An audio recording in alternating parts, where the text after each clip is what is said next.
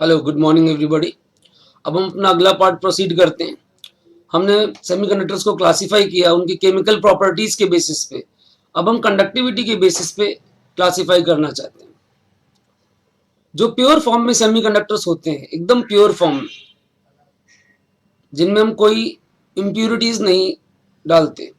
Pure form का मतलब, जैसे सपोज करिए सिलिकॉन है, आपने इसको प्यूरिफाई किया, बहुत अच्छे से प्यूरिफाई करने के बाद 99% ग्रेड प्योरिटी का 99% ग्रेड प्योरिटी का सिलिकॉन ऑब्टेन किया।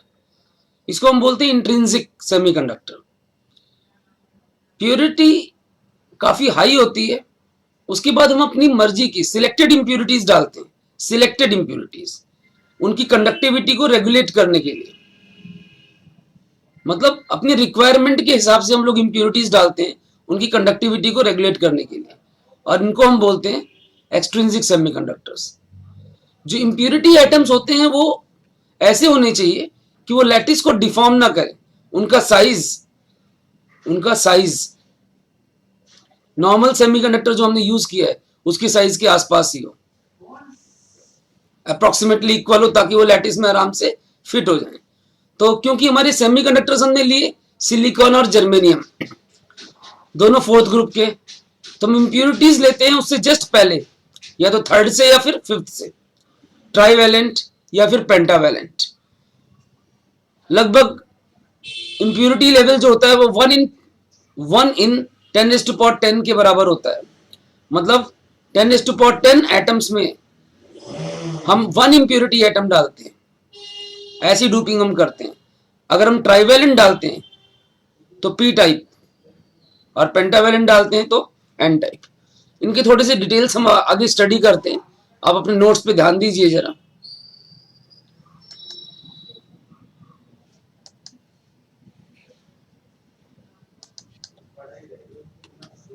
तो on the basis of conductivity, we have classified the semiconductors as intrinsic semiconductors, जो कि 99% ग्रेड प्योर है, 99% ग्रेड प्योर है। उसके बाद हम इनमें डूपिंग करके बनाते हैं, डूपिंग करके एक्सट्रिंसिक सेमीकंडक्टर्स, जिसके अंदर इंप्यूरिटी लेवल, ध्यान देना सिलेक्टेड इंप्यूरिटी, ऐसे नहीं कोई भी इंप्यूरिटी डाल दी, impurity level is less than 1 in every 10⁻10 atoms, 1 atom in every 10⁻10 atoms। Clear? अब इंट्रिंसिक सेमीकंडक्टर्स की अगर हम बात करें तो एकदम प्योर है और ये डूब्ड है। क्लियर? तो एक्सट्रिंसिक जो है they are obtained as a result of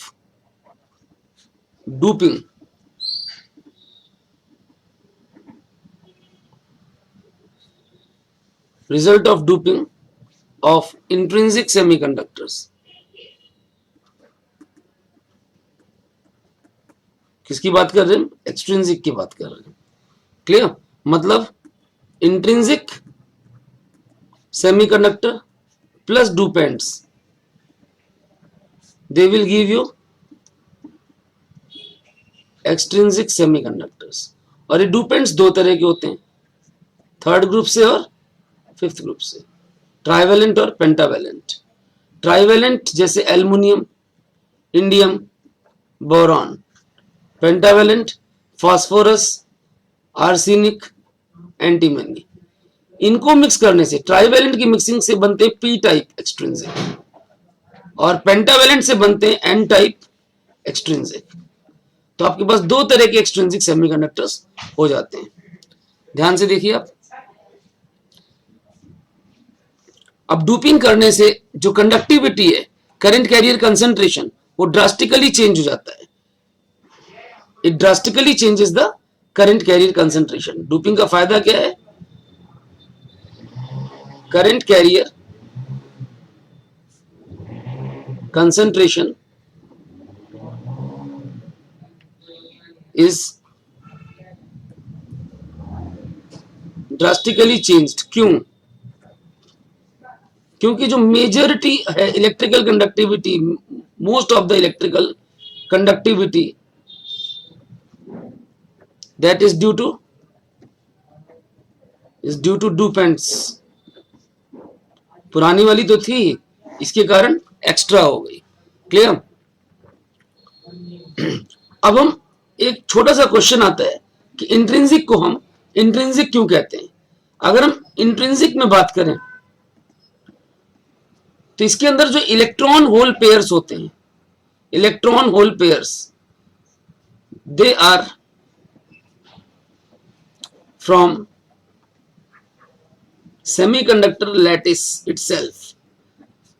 मतलब जब कोवेलेंट बॉन्ड ब्रेक होता है, पूरी तरह से ब्रेक नहीं होता, मतलब कोवेलेंट बॉन्ड से एक इलेक्ट्रॉन निकलता है तो वो लैटिस का खुद का होता है, सेमीकंडक्टर का अपना होता है, फ्रॉम लैटिस इटसेल्फ. इसीलिए इंटरनल है तो इंट्रिंसिक बोला. जबकि एक्सट्रिंसिक के अंदर जो मेजॉरिटी होती है वो डूपेंट्स के कारण होती है, एक्सटर्नल फैक्टर्स के कारण होती है. इसलिए हम इसको क्या बोलते हैं? Extrinsic semiconductors. क्लियर? तो इंट्रिंसिक, इसके अंदर जो इलेक्ट्रॉन्स और होल्स फॉर्म होते हैं वो कोवेलेंट बॉन्ड से इलेक्ट्रॉन्स के निकलने के कारण होते हैं. और जबकि एक्सट्रिंसिक में जो आप बाहर से डूपेंट्स डालते हैं, majority of current carriers which are responsible for the increased conductivity of the semiconductor, they are from the dopants, external. इसीलिए उनको नाम दिया गया है एक्सट्रिंसिक. क्लियर है? तो इंट्रिंसिक और एक्सट्रिंसिक. अब आगे हम देखते हैं एनर्जी बैंड्स का फॉर्मेशन. एनर्जी बैंड्स क्या होती हैं, बैंड थ्योरी क्या है, और इनके बेसिस पे हम एलिमेंट्स को कंडक्टर्स, इंसुलेटर्स और सेमीकंडक्टर्स के बेसिस पे क्लासिफाई करते हैं. और हमारा मेन इंटरेस्ट सेमीकंडक्टर्स में, यहां से हमारा चैप्टर अपने एक्चुअल पाथ पे आ जाएगा. तो आप लोगों ने बोर्स मॉडल पढ़ा हुआ है. बोर्स मॉडल में न्यूक्लियस के चारों तरफ जो इलेक्ट्रॉन घूमता है उसका एनर्जी लेवल फिक्स होता है. There are definite energy levels associated with electron that is revolving around the nucleus. ये सिर्फ सिंगल इलेक्ट्रॉन एटम्स के लिए वैलिड है. आपको शायद याद हो, मल्टी इलेक्ट्रॉन ऑर्बिट्स में बोर का मॉडल फेल होने लग जाता है, इसकी लिमिटेशंस हैं. तो अगर हम लैटिस में देखें, सिलिकॉन लैटिस में, तो इसमें तो एटम्स बहुत सारे हैं. There are lot many atoms और बहुत सारे इलेक्ट्रॉन्स भी हैं. We are talking about valence electrons. Inner most electrons में उतना इन्फ्लुएंस नहीं होता. आउटर मोस्ट इलेक्ट्रॉन्स की बात कर रहे हैं हम. तो जो आउटर मोस्ट या वैलेंस इलेक्ट्रॉन्स हैं वो लैटिस के अंदर बहुत सारे न्यूक्लियस के इन्फ्लुएंस में होंगे. जो वैलेंस इलेक्ट्रॉन है हर एक एटम का, वो बाकी सराउंडिंग न्यूक्लियाई के इन्फ्लुएंस में भी होगा. अब ऐसा होने से उसकी एनर्जी सिर्फ एक से इन्फ्लुएंस नहीं होगी, उसकी एनर्जी सबसे इन्फ्लुएंस होगी. और वो छोटे छोटे डिस्क्रीट एनर्जी लेवल्स में स्प्लिट हो जाता है. और ये जो छोटे छोटे डिस्क्रीट एनर्जी लेवल्स होते हैं इनको हम एनर्जी बैंड्स कहते हैं. एनर्जी बैंड्स के डिस्क्रिप्शंस हम थोड़ा सा और देखते हैं आगे.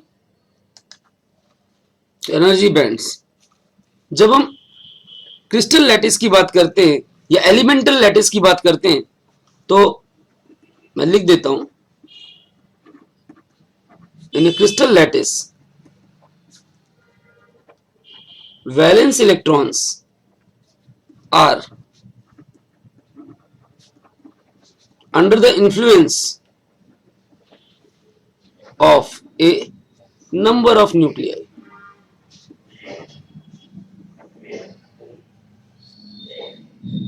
बहुत सारे न्यूक्लियाई के इन्फ्लुएंस में है, तो देयर एनर्जी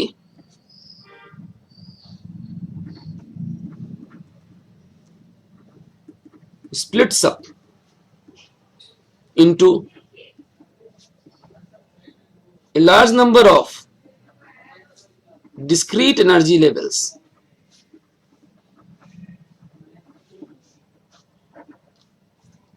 और इन्हीं एनर्जी लेवल्स को हम एनर्जी बैंड्स कहते हैं. दे आर कॉल्ड या they are known as what?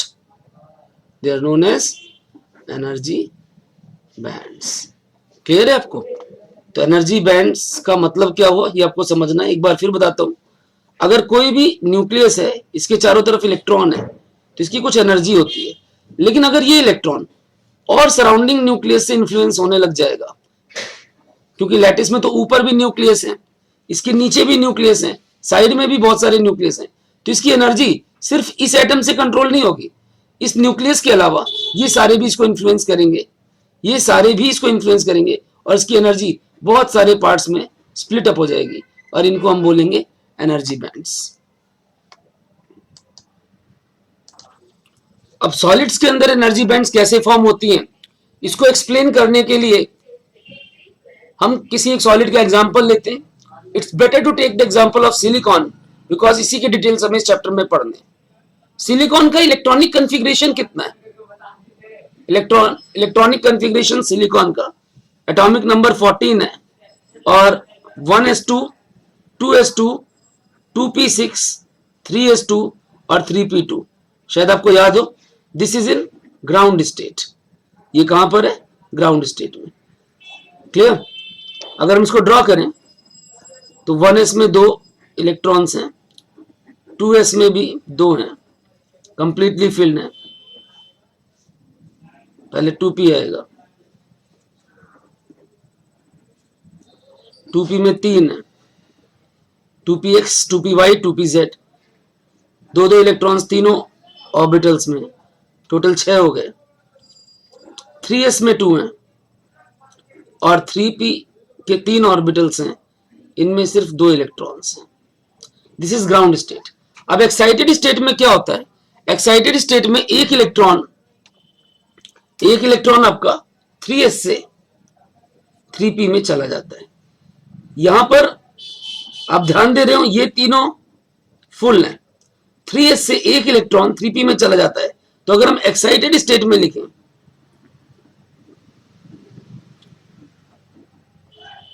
तो 1s के अंदर तो 2 इलेक्ट्रॉन्स हैं,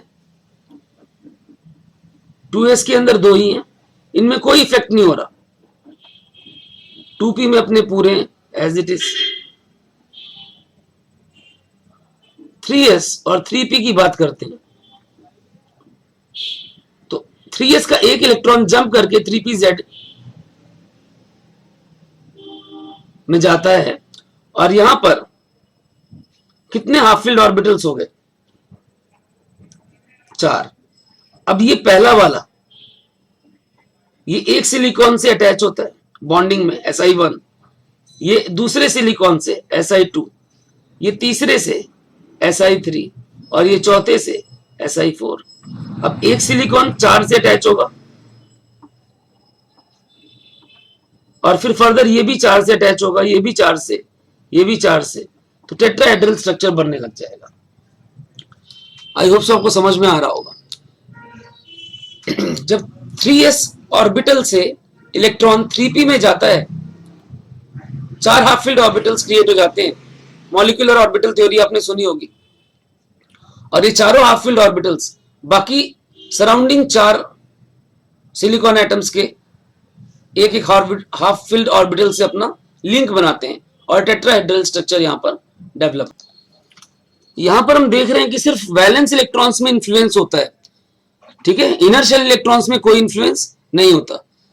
मैं कोशिश करता हूं इसको फर्दर एक्सप्लेन करने की. आप इस डायग्राम को ध्यान से देखिए. हॉरिजॉन्टल एक्सिस में हमने इंटर एटॉमिक सेपरेशन प्लॉट किया है, इंटर एटॉमिक सेपरेशन, और वर्टिकल एक्सिस में हम लोग एनर्जी प्लॉट कर रहे हैं, एनर्जी ऑफ ऑर्बिटल्स. अब क्योंकि मैं सिलिकॉन की बात कर रहा हूं, ये 1s मान लिया, ये 2s मान लिया, 1s energy level, 2s, 2p,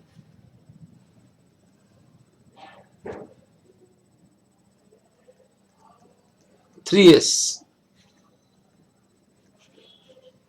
3p।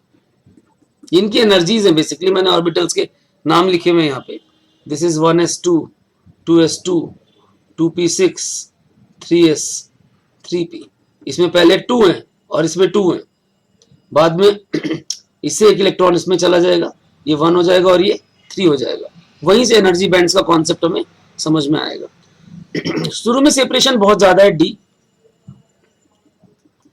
Just हम मार्किंग्स बना रहे हैं, एटम्स बहुत दूर दूर हैं। अब हम एटम्स को पास लाते हैं, थोड़ा पास लाए, मान लिया सी हो गया, थोड़ा और पास लाए, बी हो गया सेपरेशन, थोड़ा और पास लाए, न्यूक्लियर इंटरफेरेंस शुरू हो गई, ए हो गया, और ए की वैल्यू लगभग हमने 2 आर्मस्ट्रॉन्ग रखी है। ए की वैल्यू लगभग 2 आर्मस्ट्रॉन्ग। अब यहां पर आप ध्यान से देखिए, जब एटम्स पास आते हैं तो 1s, 2s और 2p पे कोई इंफ्लुएंस नहीं हो रहा, इनके एनर्जी लेवल्स बिल्कुल भी स्प्लिट नहीं हो रहे, there is no splitting up. Let me change the colour.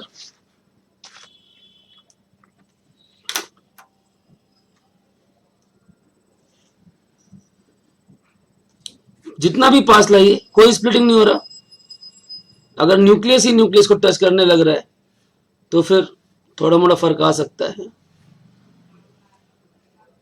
यहाँ कोई इन्फ्लुएंस नहीं है, ये भी अनइफेक्टेड है और ये भी अनइफेक्टेड है।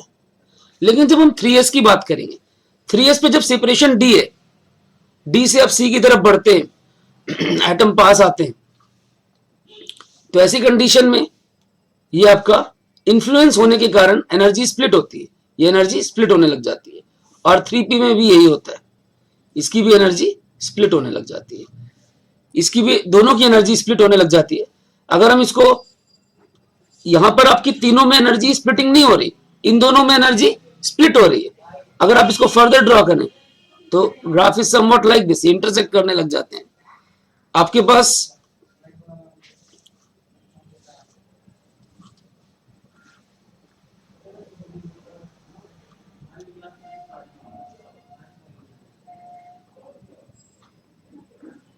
इस फॉर्म में ग्राफ आता है, ये स्प्लिटिंग अप है, एनर्जी लेवल्स का स्प्लिट हो जाना।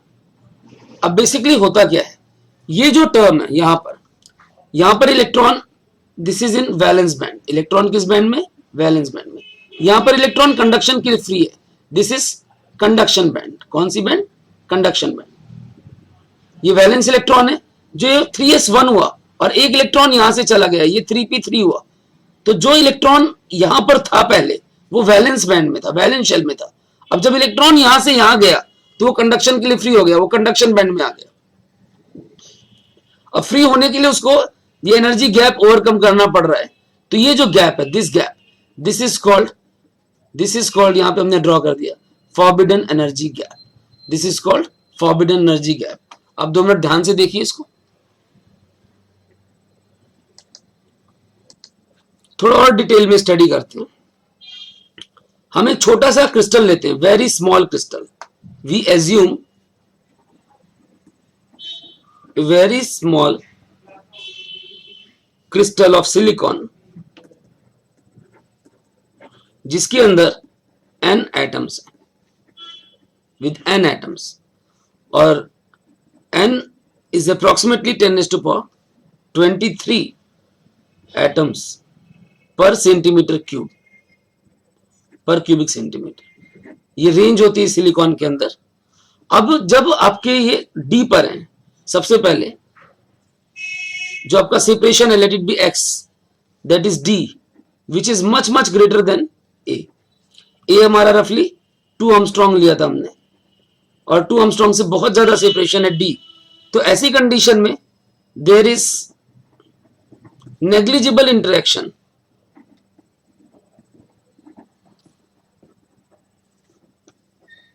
Between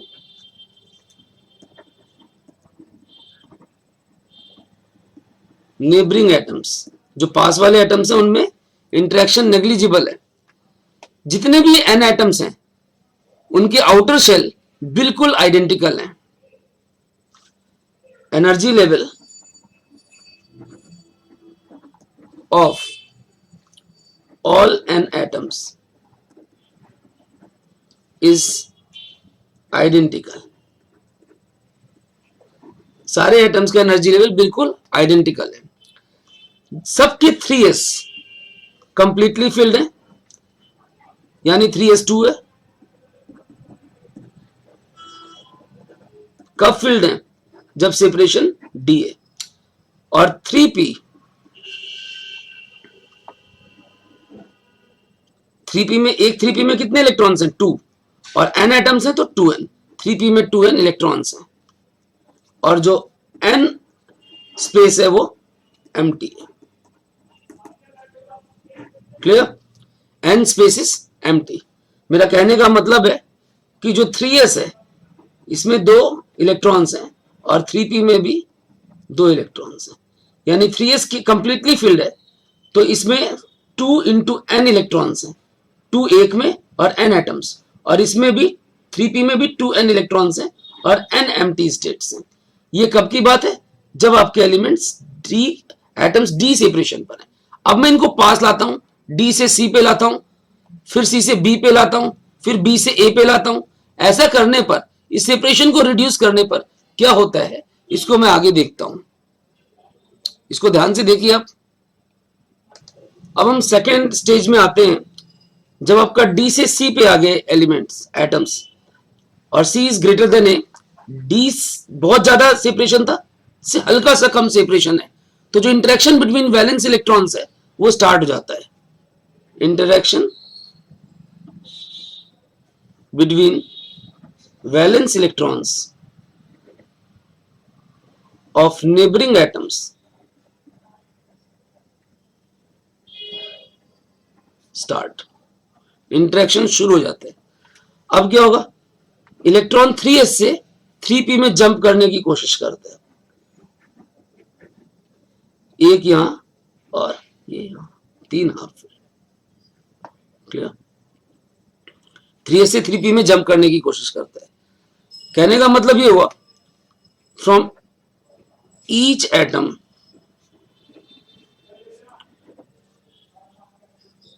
one 3s electron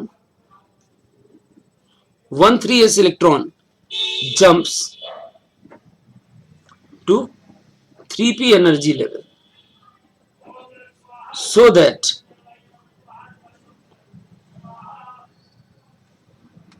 three S के अंदर n इलेक्ट्रॉन्स बचते हैं। भाई एक है, एक में और n एटम्स हैं तो n इलेक्ट्रॉन्स बचते हैं। और 3p के अंदर 3n इलेक्ट्रॉन्स हो जाते हैं। एक 3p में कितने हैं? 3, तो n एटम्स में कितने हो जाएंगे? 3n। क्लियर? अब ऐसा होने के कारण यहां पर n इलेक्ट्रॉन्स जाते हैं, यहां पर 3n। पहले दोनों में 2n 2n थे, अब इसमें n हो गए और इसमें 3n हो गए। ऐसा होने के कारण एनर्जी गैप दोनों लेवल्स के बीच का डिक्रीज हो जाता है। This decreases the energy gap between 3s and 3p energy level. क्योंकि n की वैल्यू बहुत ज्यादा है, इट इज अप्रोक्सीमेटली 10⁻23। समझ रहे हैं? इसकी वैल्यू बहुत ज्यादा है तो ये गैप आपका डिक्रीज होने लग जाता है। बहुत सारे छोटे छोटे गैप वाले एनर्जी लेवल्स, बहुत स्मॉल गैप वाले एनर्जी लेवल्स क्रिएट हो जाते हैं जिनकी स्पेसिंग बहुत कम हो जाती है। और ये जो होते हैं discrete energy levels with very small spacing, they are called energy bands. Continuous है ऑलमोस्ट, तो इनको हम एनर्जी बैंड्स बोलते हैं। क्लियर? अब हम C से B तक लाते हैं, थोड़ा और पास लाते हैं। जब हम और पास लाएंगे तो ऐसी कंडीशन में थर्ड स्टेट, जब x आपका B के बराबर हो गया which is slightly greater than A, तो आपका जो गैप है पहले तो घटा था, गैप डिक्रीज हुआ था, अब गैप फर्दर और बहुत ज्यादा डिक्रीज हो जाएगा और एनर्जी लेवल्स का जो सेपरेशन हल्का हल्का नजर आता वो बिल्कुल डिसअपियर हो जाएगा। They will be almost continuous, they will be almost continuous. And the separation is further decreased. किसके बीच में? Between 3s and 3p levels. 3s में 3n इलेक्ट्रॉन्स जो हैं और 3p में जो 3n इलेक्ट्रॉन्स हैं, इनका गैप फर्दर डिक्रीज जाएगा और इसके ये लगभग ऑलमोस्ट कंटिन्यूस हो जाएंगे। और ऐसा होने के कारण यहां पर n थे, n यहां के और 3n यहां के, ये दोनों मिल करके 4n कंटिन्यूस, भाई n थे 3s में और 3n थे 3p में, मिलकर के कितने हो गए? 4n continuous energy levels will be developed. Clear? मतलब जब आप C पे आए और C से आप B पे आ रहे हैं, सेपरेशन आपने D से C किया, C से B किया, तो ये ऑलमोस्ट कंटिन्यूस हो गए, यहां पर कंटिन्यूटी हो गई। अगर आप इस डायग्राम को देखें ध्यान से, तो जब C पे था आपका तो ये थोड़ा सा अलग अलग थे, जब आप B पे आए तो ऐसी कंडीशन में गैप खत्म हो गया, दैट इज ऑलमोस्ट कंटिन्यूस। यहां पर बिल्कुल कंटिन्यूटी हो गई, ये लगातार हो गए, दे आर ऑलमोस्ट कंटिन्यूस, एकदम लगातार हो गए। ठीक है, अब हम और पास आते हैं, बिल्कुल पास। न्यूक्लियस की पेरिफेरी इन्फ्लुएंस करने लग रही है, लगभग 2 आर्मस्ट्रॉन्ग का सेपरेशन कर दिया, x इक्वल टू a। ऐसी कंडीशन में जो 2n फील्ड एनर्जी लेवल्स और 2n अनफील्ड एनर्जी लेवल्स,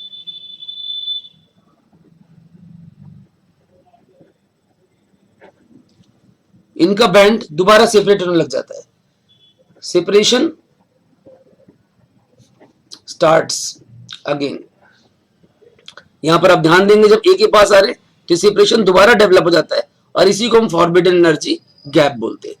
अब इस सारे को हम समराइज करते हैं तो हमारे पास वैलेंस बैंड, कंडक्शन बैंड और बीच में जो गैप है, this is forbidden energy gap, ये डेवलप हो जाते हैं। अगर मैं आपको थोड़ा डिटेल में समझाना चाहूं तो वैलेंस बैंड क्या है? It is the outer most, सबसे बाहर वाला field energy level. This is the energy level field with valence electrons. Outer most, सबसे बाहर वाला फील्ड एनर्जी लेवल, यहां इलेक्ट्रॉन्स भरे हुए। और कंडक्शन बैंड क्या है? This is the inner most unfilled energy level. Inner most unfilled energy levels band है बेसिकली। और फॉरबिडन एनर्जी गैप क्या है? भाई इलेक्ट्रॉन को अगर वैलेंस से कंडक्शन तक जाना है, मतलब वैलेंस इलेक्ट्रॉन को कंडक्शन के लिए फ्री होना है, तो उसको कितना गैप ओवरकम करना पड़ेगा? This is called forbidden energy gap. The energy gap that has to be overcome by valence electron to become free for conduction.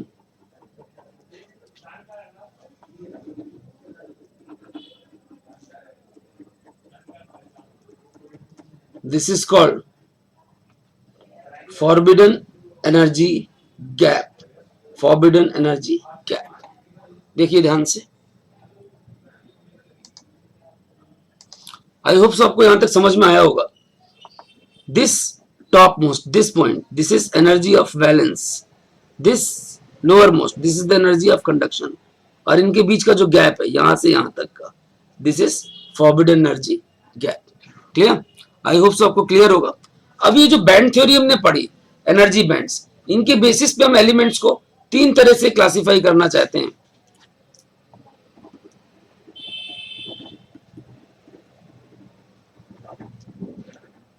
Classification of elements on the basis of band theory.